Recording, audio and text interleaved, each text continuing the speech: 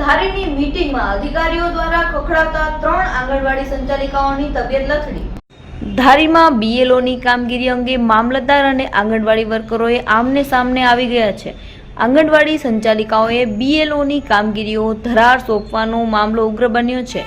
મીટિંગમાં અધિકારીઓ દ્વારા ખખડાવતા 3 આંગણવાડી સંચાલિકાઓએ તબિયત લથડી ગઈ હતી। 3 આંગણવાડી સંચાલિકાની તબિયત લથડતા હોસ્પિટલમાં ખસેડાઈ હતી।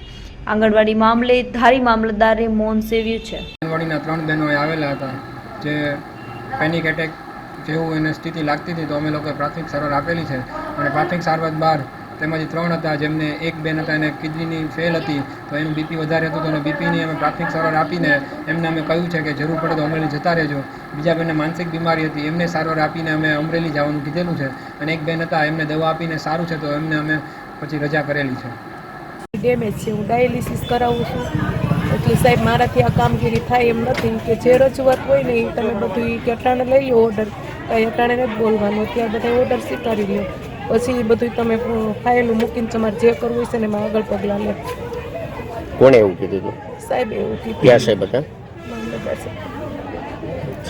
તમારી માંગ શું છે હવે? સાહેબ મારાથી કામ થાય એમ જ નથી, એટલે હું કરી શકું જ નથી, મને કિડનીની પ્રોબ્લેમ છે અત્યારે તકલીફ પણ। એવું પણ કહેવામાં આવ્યું છે કે તમે કામ નહીં કરો તો તમને સસ્પેન્ડ કરવામાં આવશે, તો અમે આગળ પગલાં લેવું એવું અમને કીધું, બરાબર કે તમે આ સ્વીકારશો નહીં તો આગળ પગલાં લેવું। તો અમે બીમાર હોય તો કેવી રીતના સ્વીકાર કરો, એટલું કામ તો કરીએ છીએ અમે, આનાથી વધારે ઉપરથી અમને એટલું પ્રેશર આપે તો અમે કેમ કરીએ। ઓકે। મીનાબેન છે, હું નાગદરા ગામથી આવું છું, અમે બધા આંગણવાડી કાર્યકર છીએ। તો આજે અમને જે કાંઈ મિટિંગમાં કહેવામાં આવ્યું એ ધમકાવીને કહેવામાં આવેલ છે, પણ પ્લસ કે આંગણવાડીની માંગ એવી છે બહેનોની કે અમે અમારા કામથી નથી અમે પહોંચી શકતા, તો અમે આ બીએલઓની કામગીરી કઈ રીતે?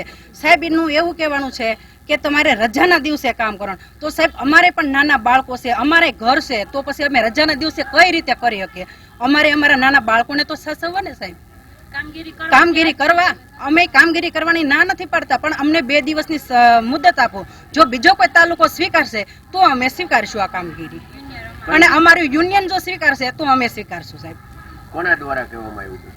સાહેબ દ્વારા, પ્રાંત સાહેબ દ્વારા, મામલતદાર સાહેબ દ્વારા કહેવામાં, હા કડક ભાષામાં બધાને ધમકાવવામાં આવેલ છે, એટલા માટે અમારે 3 બહેનો અત્યારે ગંભીર હાલતમાં છે।